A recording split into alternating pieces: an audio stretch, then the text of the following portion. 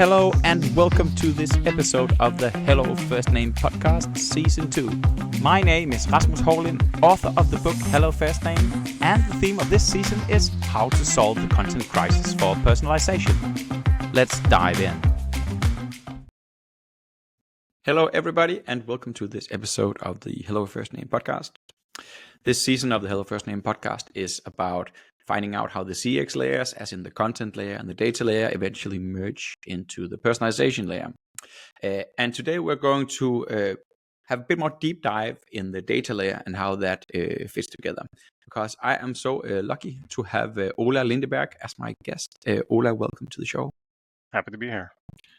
It's really great to have you. And I actually think our conversation here has an interesting backstory because you initially commented on one of my earlier podcast episodes about the CX layers. And I think you were specifically addressing parts of the data layer. And in our conversation, you raised a fascinating distinction between predictive analytics and prescriptive analytics, arguing that the latter, as in prescriptive analytics, might be more suitable for driving change through personalized communication.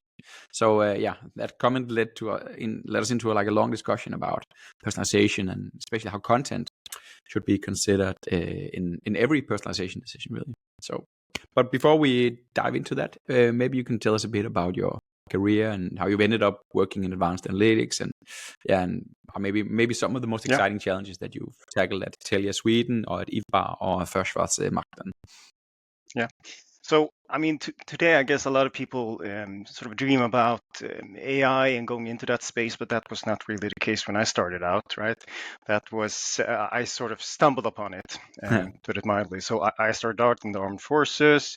I'm an NCO, a non-commissioned officer, been working with intelligence. That has to do with decision support. And when I started university, I just heard statistics. It's good to read, kind of. And then I guess it is. yeah. And then I found out that I really enjoyed it. So I just continue with that. And then at my first job out of university, that was more about building like a desirable product where the data is sort of the main centerpiece. And when I ended up at Telia, Sweden's largest telco, I found out that I wasn't really well equipped to answer a lot of the most interesting questions that we had. That was question about who should we communicate the customers? What kind of message should we send to them? This perk we have in a loyalty program, is that a good thing or not? Does it really help with loyalty? When we bundle these products together, is that good for loyalty or increasing sales and so on? All of these questions have one thing in common. That they are questions about cause and effect. Yeah. Right. So it's causal questions. And in university, I was taught that correlation does not equate causation, right? Yeah. That's sort of what we know. Yeah. So I would say learning about this area and trying to get better at it has been the most challenging and interesting thing. Yeah. Interesting. Yeah. It's a very interesting discussion because I've seen, and maybe that's also why we're having this discussion. I've seen a lot of data analysis on big data sets indicating, for instance, correlations between, what correlates with high and low customer lifetime value, or what correlates with people moving from a trial period of subscription into a full paid version of that. And that's looking backwards. That's looking at, giving everybody the same treatment. How is that going to do? And quite often the results from that are, you can choose to describe that or depict that in, for instance, a decision tree. And even though that's a correlation, I find quite often that the findings or the features that stand out in the decision tree can often be either information about, so which customers should we try and prioritize in our acquisition efforts, or what should we try and motivate people to do? Which actions should we motivate people to do? Knowing that it's a correlation, but it also then could serve as a candidate for causation. Because it might work. And what else should we try? If not try the stuff that we see there is a correlation, then we might see that as candidate. We can find out whether it leads to causation or not. Yeah, exactly. You can always sort of try things out in that way. I think one issue with it is that a lot of times when we look at things like that, we try to rationalize it. So I have one example where, the question, the original question is more or less, how can you interpret correlation if you don't interpret it as sort of a candidate for causation? Yeah. That's sort of the way people, as a human being, it's really hard to think in terms of correlation. We think in terms of causation, right? What is causing what? So, and we're really good at rationalizing why things are the way they are. Okay, and I guess a lot of analysts have sort of experienced this, and probably you yourself as well. I showed numbers of churn to some stakeholders, and the number of churn was going down quite a lot, like the past 4 weeks or something like that. And one of the first things that you do when you check for data quality issues is, have we done something specific this period, right? And then when I asked the business, their answer was more or less, yeah, we have been working really hard with all these different efforts, and we've been doing, they said a lot of things that they've been doing. Yeah. And then I said, okay, let's just observe what happens. And then I looked at the numbers a couple of weeks later, and it looked the same, kind of. It was just shifted. So what happened was that it switched back, or the sort of the shape of the churn going downwards had just shifted forward 2 weeks. All right. So the issue here was that there was a lag. So it took some time before the way that it was defined and sort of the things in the background, how they work, it took some time before the real numbers came up. But, and this is, you can try this trick yourself if you try to Google things, toggle things or filter things and show and ask people to explain this. And this is sort of how we work with correlation as well. We try to rationalize things. That makes sense because of all of these reasons, right? And then so that's one issue that you can run into.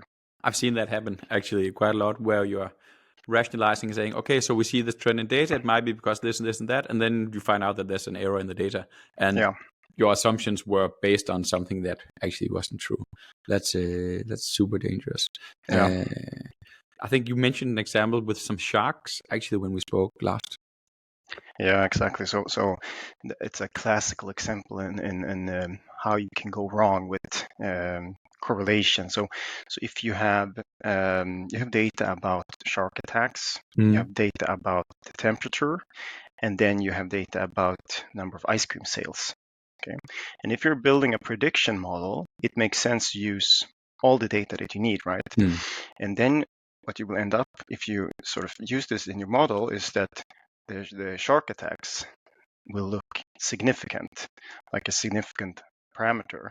So it will more or less, the interpretation of the model would be more or less that if you want to increase the number of ice cream sales, you need to increase the number of shark attacks. So let's put up sort of like ice cream stands close to where people are attacked by sharks, right? And it doesn't make any sense at all.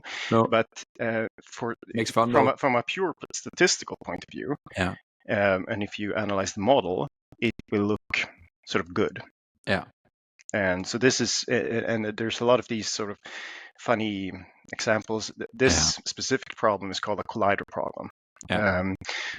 So if you're interested in sort of reading more about it, it's collider problem, and it's a big can be a big problem. Great. I love the example, and it's so funny, and it proves to us that we also need some kind of qualitative data, and or we need our reasoning. I mean, our common sense in analyzing this as well. So we cannot purely lead it up to algorithms. You've worked with extensively with advanced analytics, also across different industries.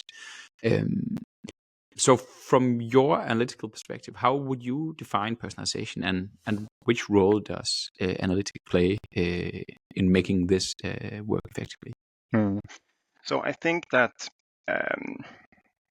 it is when we intentionally treat customers differently based on some information we have about them. That would be my sort of way of describing this. And That's actually one of the most precise definitions I've heard anyone say. So right. let's give you some kudos there. Yeah. So it's two parts. Okay. The first part is that we have the treatment, or which you would call like the content. So it's the things that we do towards our customers. And then we have the information about the customers. And that is more or less everything we know about the customer. So we're not really restricted to just like demographics. Or it could be everything, what kind of project they have, how long have they been customers, their interaction with us, and so on. And so we need to make sure that we include things that are good to include when we make the decision what kind of treatment we should do. And I think one of the key parts that analytics is sort of helping with is taking, if we have identified this as a sort of a treatment problem or a causal problem, the analytics should help with translating this into a technical solution. Okay. The marketing department, they need to help with context, make sure that we sort of make this right. But then it's a question, okay, how do you even solve this in a technical way? That's something analytics should do. And the end product, in my mind, should be about showing whatever stakeholders you have, what is happening when you're pulling these different levers, right? Yeah. So if I'm sending this email, what do we think will happen? What happens if I don't push this button? What are some negative outcomes? What are some positive outcomes? And then we will try to quantify this in some way. Okay. And that's not, we will never be able to do this, 100%, but at least we can try to get some sort of idea of what's going to happen. I think that's important. I mean, none of these solutions. Support. Yeah, exactly. It's decision support, right? And then you can, if I was a stakeholder working with this, then I could say, okay, this is interesting, but it's, the way this sort of machine that we have built, the way that would be optimal to work with this machine, it's not really following the strategy that we have at the company. We would like to grow product C. And this machine would like to suggest a lot of product A, but that's sort of a legacy product. So then it would be more or less like, okay, what's the cost of going with our strategy? And depending on what kind of outcome you have, it will be, you will see like short outcome or long-term outcome. Okay, yeah. So that may not be so much about personalization, but more an idea of like how you can affect business strategy and how you can make more like of general decisions about your company strategy. But I think you answered the first part really well as well. I think so in the book Hello Firstname, I do there's the model which is called the bow tie of personalization, where I say that one end of the bow tie is insights, customer insights, which can be calculated from all kinds of data sources that you mentioned there as well. But roughly we have it in like segments, fairly static groups of customers. That could be value-based segments, or it could also be like propensity, people with a propensity rate of something happening above 0.7 or whatever you decide to put the thresholds. Or it could be moments of truth, which are more like indicative of a customer intent and what is someone trying to do, or what should they be considering, for instance, before a subscription is expiring, for instance. Then we want to try and make the customer make some kind of rational or at least informed decision about whether to stay with their subscription, for instance. And that would be the other part of the bow tie, namely the content. So you have your product recommendations or your content recommendations in general, in the form of content feeds, and then you have the message, which is sort of what you call the treatment there. Treatment may be covering all of what I call content here. And I think one of the interesting things you said here, actually, that marketing department has a bigger job than just actually making the content. They are also providing the context for the insights.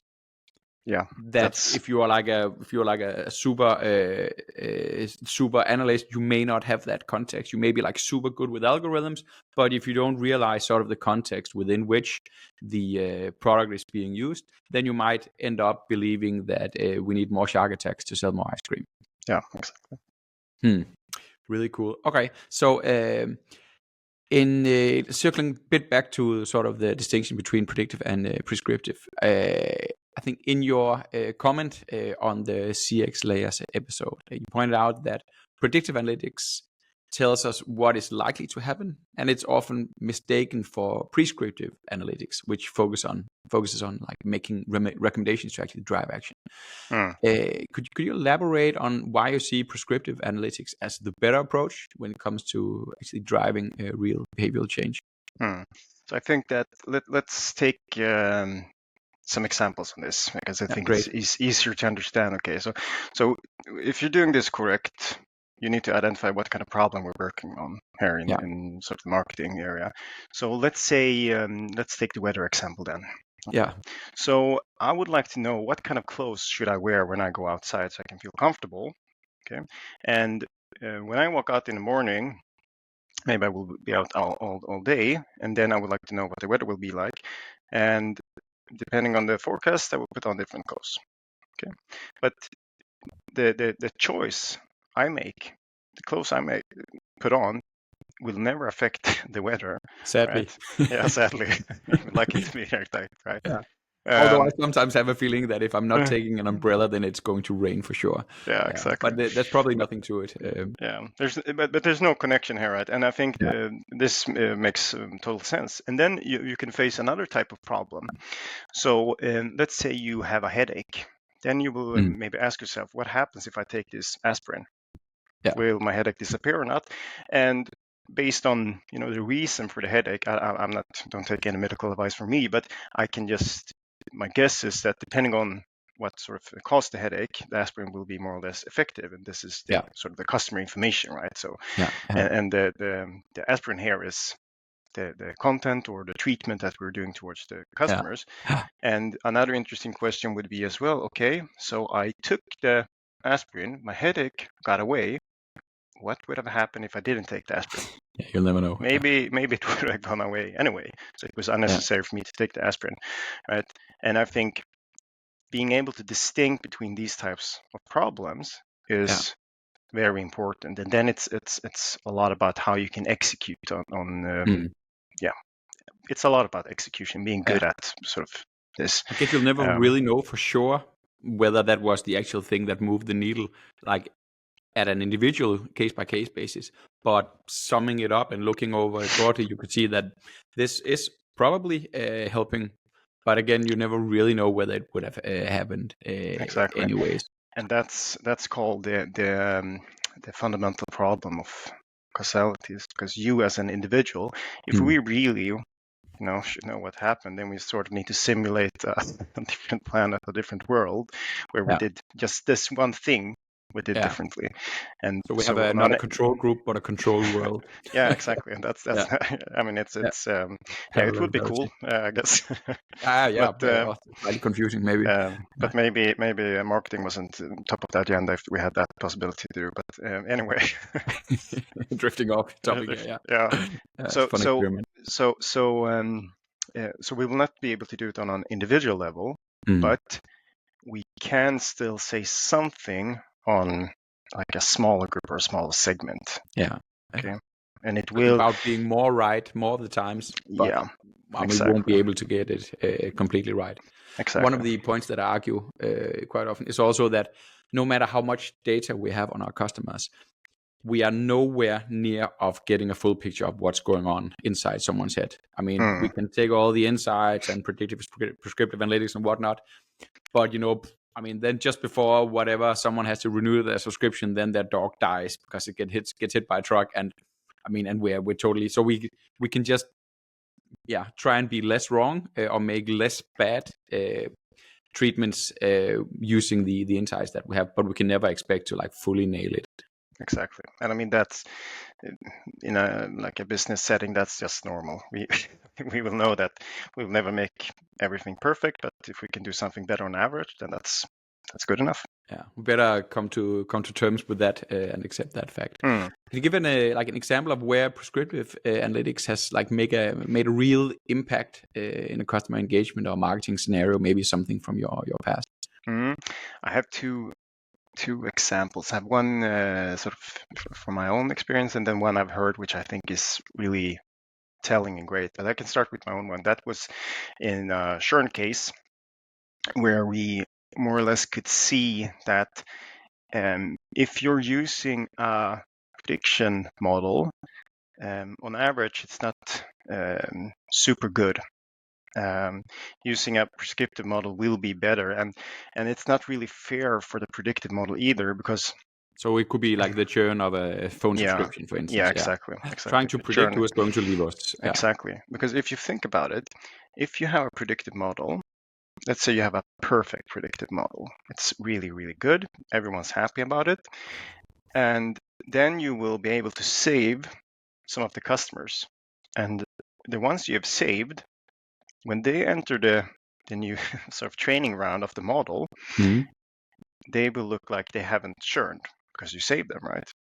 So the model in the next step, what it will learn is that customers that you can't save, it will correctly predict that they're going to churn, and you will try to reach out to them. But the customers that you have saved so far, since you saved them, if it's a perfect model, it will still predict them as, that they're not going to churn. But the reason that they didn't churn is because you did some type of action for them. Maybe you offered them a discount, or called them up and said, "Hey, what can we do for you? What can we do for you?" More or less, right? And this is the sort of main problem with this. So even if you have a really good prediction model, they're not built to make decisions. And I think I listened to another podcast. It was with a machine learning engineer or data scientist from Booking. So in Booking.com, they try to sell you flights and hotels and so on. Okay. Yeah, so I noticed. one of the things that they would like to do is when they send you a message like, would you like to travel to Paris? They need to suggest some how long you're going to stay there, right? And what's the most reasonable way to do this? Well, build a prediction model. So it suggested that you should stay 2 or 3 days or something at the hotel in Paris, and they tried it out. And this model was really good, according to them. And they found out that there was no real effect. And then they tested, I'm not sure how they came up with it. Then they tested to just suggest 1 day. You're just going to stay 1 day. On the insights that people were probably going to stay 2 or 3 days, they tried selling 2 or 3 day stays to them. Exactly. So they tried to do this with let's say 3 days, and then they tested with 1 day instead. And then people all of a sudden started to buy vacation trips to Paris, even if they in the end booked more than 1 day. So what you needed to the treatment and the outcome is not necessarily the same thing here, right? The treatment was sort of nudging them to, if you start to look at the it makes sense from a human perspective. You start to look at the trip and you start to rationalize why it's good to go there, and then you look, maybe I should, maybe you start to look at what you can do there. Okay, maybe I need 1 day, that's really short, maybe 2 days, okay, but 3 days, that's better. So, and that's sort of easier to sell. But if you're presented with maybe a high price, I don't know. It's definitely higher. It's just the number of 3 days instead of 1 day might it's a bigger commitment, even though right? they eventually end up paying that. Yeah, that makes sense. That's 2 examples that I think are quite telling why it could be an issue to use prediction models. Great example. Which is also related to content, because what should we then try and ask people to do? What is the treatment? Which message should we expose them to or send them? Because we discussed this also in our pre-conversation to this. That content maybe we should always consider that when we are making personalization decisions. And the bow tie also says that that's half the idea. And there's now with the CX layers, there's a whole content layer actually that we can take into consideration. But yet I've seen many personalization setups that are very data driven first. So I'm happy to have an analyst such as yourself argue that content should be integrated into the decisioning process itself. Can you elaborate maybe on why that's important? Why it's important to have the content in? Yeah, I mean, that's sort of the key problem that we're trying to solve. I mean, in the end, it's not a prediction problem. It's a problem of making different choices, right? Yeah. And this is something that's not really taught in universities or, I mean, when I looked into this or started out at Telia, I didn't know too much about. I didn't know there was some whole area where you can work with things like that. It's called causal AI today. It's sort of machine learning and causal inference. You're supposed to do, and it's an area that's sort of been trying to specialize in if we have some sort of treatment or event or something that's happening, how can we measure the outcome of this? Okay, and the most basic way of doing this would be to set up a randomized control trial, right? Yeah. Or an A/B test or something like that. A lot of ideal clients are doing that as well. Yeah, and that makes that's something that we think is sort of makes sense. But when it comes to using models, we don't really use it in that way. Sometimes we use it to evaluate the effectiveness of a model. But when we're making decisions, there's a lot of things to consider. We can always we can send this type of message. We can do nothing. Everything has a cost. Everything has a potential revenue. And that's everything. And then you need to know what kind of content, compare different type of actions, the levers you can pull, right? And all of this, that's sort of the thing that we're going to do in the end.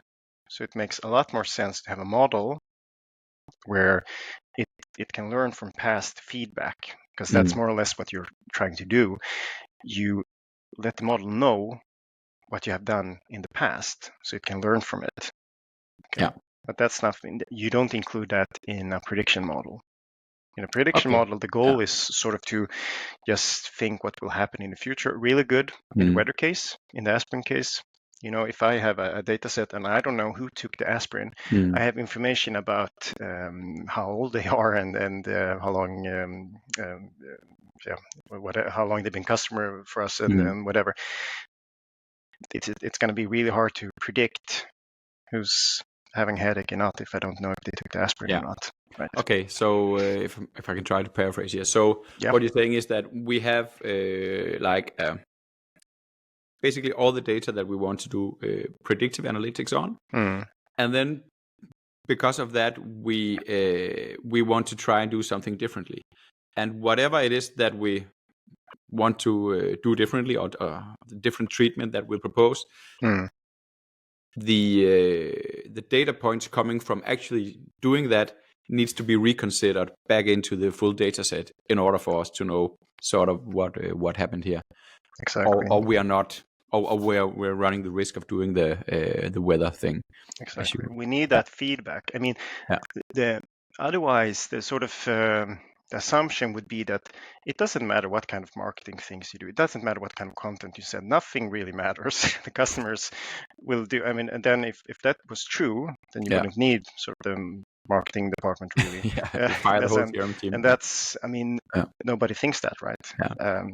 It matters if I send a 90% discount or I send a 5% discount. That will matter. Yeah, right. I mean, it's obvious, but we don't have it in the models. No. And it doesn't make sense.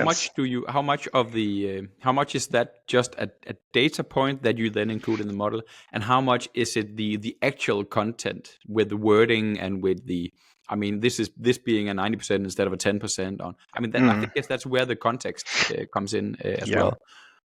Exactly. And that's an interesting question, because I mean, and we will talk maybe later about this, about sort of the genAI and how that can be connected with this. But we can ask ourselves, like, how important is the level of discount? How important is it? What kind of time period we're sending this?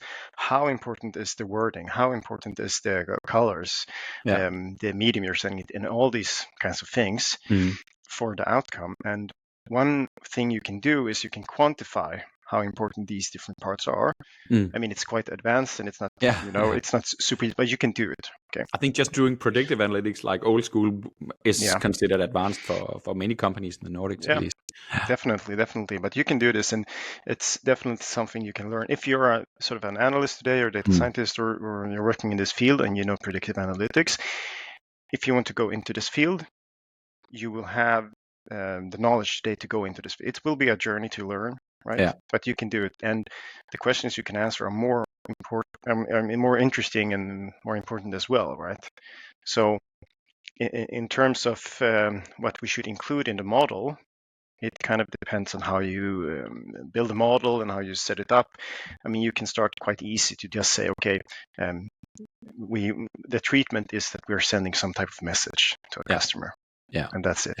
And then you can start, okay, but maybe I would like to be a bit more specific. Maybe I would like to see what happens if I have different levels of discount, what happens if I have different messages, how important different are these variants for different segments. Exactly. And how important are, I mean, is it just that the only thing that matters for the customer is the discount level, right?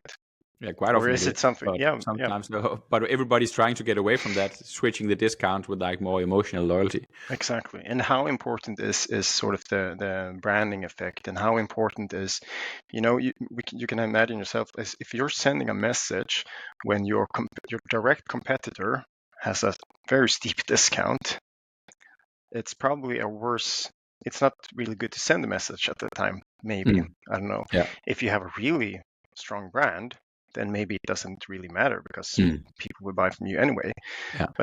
And this is what I'm trying to sort of convey here, is that all of these things matter, and what we're trying to solve is, should we pull this lever or not? Or should we do something else? And that's the key problem here. Interesting. I was interviewing a lady from UC, which is a Danish telecommunications company. And she was we had a great discussion about how much do the seasonal campaigns, which kind of role do they play in selling new handsets, which often comes with a new mobile phone subscription. And she was almost arriving at the opinion that they don't matter at all, because when you are changing a handset, it depends on when you drop the old one and it breaks, and that's when you go in market. So but then I guess if that happens just before Black Week and you're the brand that doesn't have an attractive offer for Black Week, then you'd still be losing out. You wouldn't get that sale because you weren't playing a part of Black Week. Yeah, exactly. And I mean, that's sort of what I would like to say, that there's a lot of these, when we talk about working data-driven, there's a lot of these ideas that are sort of make sense. And then I think, and that's sort of giving the context. And then it's a question, okay, so we have this idea. Can we sort of test it with some data? Can we, is this true or not? That people are only buying headset when the old one breaks, or, how should we sort of market this, right? Just going back to the context and using that to build your hypothesis is what I'm hearing. Is that so? Going back to sort of the CX layers with the content layer and the data layer and the personalization layer.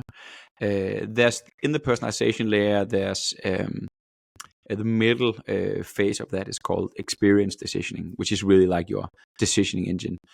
Which role does advanced analytics play in that, also as opposed to maybe more like business rule kind of logic? How do you see that? I think it's kind of what we've been talking about previously here, that the most important thing is to make sure that we know, or we have some idea of the different effects when we're pulling these levers. So the analytics need to make sure that we include the things that are important. We need to have information about what kind of content we've been sending in the past, what's the expected revenue, what's the cost of doing this, and what are all the different alternatives. So for each customer, we have different alternatives. Analytics should also help with sort of thinking about all the different types of outcome that can happen. So let's say you are marketing a lot to some customers, maybe that can have a negative outcome in that they opt out from communication from you, right? So and maybe you can sort of start up an interest in looking into competitors and so on, right? So analytics need to consider all these different perspectives and think about how can you solve this from a technical perspective. And then I think the marketing needs to get in and see. I mean, from their point of view, they need to have some sort of idea of what's going to happen when you pull these different levers. I think that's the most important thing. Yeah. All right. And how much of that would you say is relying on predictive, and prescriptive models versus more like normal business rules, so to speak? How much should we rely on models as opposed to business rules when we're doing our decisioning? I think that if you're making a lot of decisions where we really think that personalization makes a lot of sense, then I think it's that makes sense to have sort of in a model. Then there's sort of the logical rules, hygiene rule, business rules, or whatever, to make sure that we don't do things that doesn't make sense. We exclude some types of customers and some type of actions. And then we have the other sort of like automated journeys where we have specific events where we communicate with the customer. What I would say is that make sure that when you set up these sort of automated journeys where you're taking action, make sure that they are really driving the outcome that you're interested in. So make sure that you test it, make sure that you run an A/B test or whatever. I think that's really important.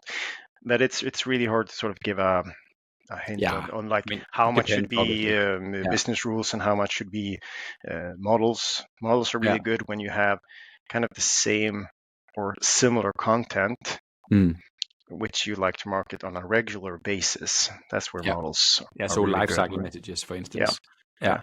So continuously reevaluating that and doing like procedural analysis of, okay, if we change this, does the result then become better, and iteratively sort of improving on stuff that you regularly say to a lot of people. That makes sense.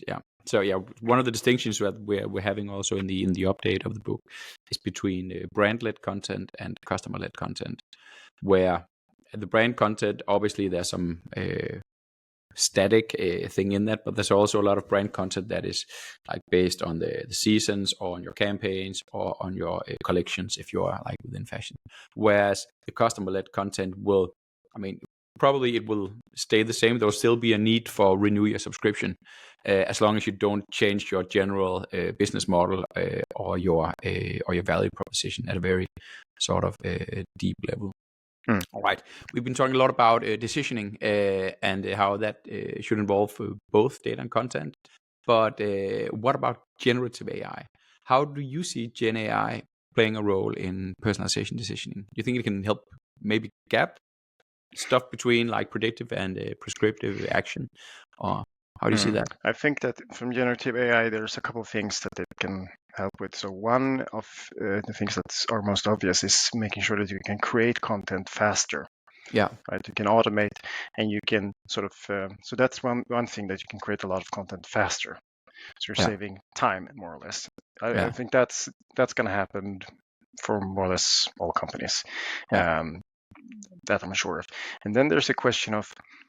The one idea here is that, okay, if we can make more personalized message, then that will make the customers more happy. It will drive the outcome that we're interested in. And I haven't seen any companies sort of going out publicly and saying that, okay, we use this very personalized message with genAI and it was really successful. So for me, at this stage, it's an hypothesis. It makes sense from my mind, okay, but I would like to see it tested. It's kind of the same thing that we talked about before. Is it the personalized message that matters the most, or is it the discount level, or is it the timing, or is it? There's all of these different factors, and for me, it's I'm just unknown. It makes sense, so I think people So you should think test the it. results will come, but you just haven't seen them yet. That's what I hear. Yeah, maybe. I've seen some examples of it, and I think it's very important also to always test things up against the alternative. What is the alternative to either not doing this or to doing this in a different way? And sometimes when for instance the clients that I work with are doing experiments, so say that you want to you want to test the results of having algorithmic product recommendations in an email versus just having the top sellers, for instance. So that would make sense to do that. But then in other cases, see if I can cook an example up. The alternative to doing a thing that is based on AI, maybe not doing it at all. Yeah. And not doing it at all is always an option. Yeah. At least if it's intentionally, right? Exactly. But if it's something that you're already doing, then you need to keep doing that for the control group, and then start something new with the experimentation group. Yeah. And see what the benefit is. And quite often we see our stakeholders with the clients that are working with Agilic needing to sort of justify the whole value of everything that they do with the platform. So often they have a global control group, and then they keep that as it is, and then they have like small local control groups for like small experiments that they're doing. And once they see like there's a significant uplift for whatever special treatment that they're giving based on the insights, then they kill that group, and they keep the results in the drawer. And some are even doing like a yearly sort of digest. Okay, so this year we did all these changes, and this one shows this uplift, that uplift, that uplift, this one didn't work, and so on. But to give sort of the full picture, because they know that the local control groups, they don't exist anymore, but they still want to keep the results. So if someone comes and says, okay, so which kind of money do you make for the company this year? You really need to have that number there, or chances are that someone will decommission your software or your department even. I've even seen that happening, which is it's kind of crazy. We have actually, so one of our clients, they're actually working with completely individualized texts for an abandoned basket email. So, which is kind of interesting, because then you can test the generic sort of, you left this in the basket. Obviously the products will be personalized as in the products that you left, but then the text, the way of addressing it is written dynamically by genAI for like, so if you depending on the products that you put in there and the insights that you have on the customer who's receiving this, where they live and so on, and then the text is actually made individualized because of that. And there's a quite big uplift on that. Maybe but you never know whether it's because it's something new and it's something that people are not used to, and whether that will wear off over time or not. But at least to begin with, maybe just because it's something fresh and people aren't used to. That's a quite substantial uplift. Yeah, that's a classical thing. It's called the novelty effect. Right? Yeah. When you test something new, it could be sort of either way. It could be positive or negative. I think execution here, as I talked about before, is really, really important. So, and I think from what I've seen, what makes most sense to use generative AI is when you sort of, as a customer, don't expect it to be sent from a human. Yeah. Because we can sort of accept that they can make mistakes, generative AI, and if it's obvious that this our AI assistant have seen that you have left this, then that maybe is, or at least that's my idea, that maybe it's more successful compared to if you sort of think that it's been written by a human or. Yeah. I don't know. I think it's an interesting topic. So what would people actually prefer right now? Would they prefer a recommendation based on an algorithm, or would they prefer that it's sort of personified, that it is maybe sent in the name of the local store owner, even though it's fully automated? I mean, whom would we rather like to get recommendations from? Someone that we trust, or at least that it appears to come from someone that we trust, or we can see that this is a really hardcore algorithm that is suggesting this to us. That may be different from person to person. I don't know. Yeah, and I can imagine it depends on what kind of business it is as well, and what kind of sort of how is your brand. Yeah, and some might find it extremely cool that this recommendation that I'm getting is the result of like this crazy big ass hairy algorithm, and some might find that like really offensive. Oh. All right, we're about to reach an end here. A question that I ask quite often: what's your favorite example of generative AI being used in like either analytics, decisioning, or personalization? I mean, I have here again I have two examples. So I think one is just because it's in general, but my most favorite generative AI example is from a British telco, O2. They made an AI which is called Daisy, with AI big in the word Daisy. Of course. It's customers can reconnect scam callers to Daisy, and Daisy sounds like an old British lady, in which the sole purpose is to stall the scammers. And I love it because, first of all, I think it's really funny, and second of all, if the AI hallucinates or whatever, it doesn't matter. Who cares? It's just funny, right? So I think that's one of my favorite examples. And the other one is so how do you do that in practice? So say that you're getting called by a scammer, then there's a button on your phone. Or how do you do that if you are? I'm not sure if you can sort of